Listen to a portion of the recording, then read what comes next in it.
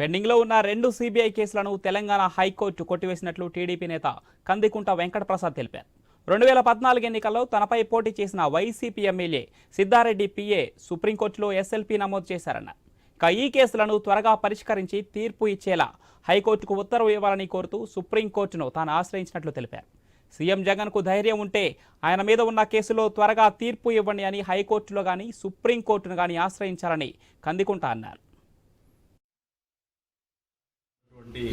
కేసులు ఏదైతే పెండింగ్ కేసులు ఉన్నాయో సిబిఐ కోర్టులో అప్పీల్ పెండింగ్ ఉండింది. అప్పీలు ఏదైతే కింది కోర్టు కన్విక్షన్ ఇచ్చున్నాయో 2 కేసులు వాటిని స్టే చేస్తున్నారు.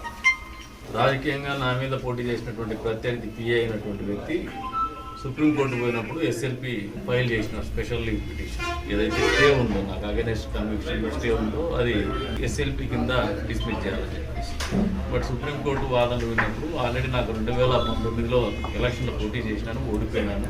కాబట్టి నాకు త్వరితగతిన ఈ కేసులను పరిష్కారం చేయండి, తెలంగాణ హైకోర్టులో ఉన్నటువంటి అప్పీల్ని ఎక్స్పెడిషియస్గా 2020 డిసెంబర్ కంటే ముందే ఈ కేసుల్లో తీర్పునివ్వమని చెప్పేసి హైకోర్టుకు ఉత్తర్వులు ఇవ్వమని చెప్పేసి నేనే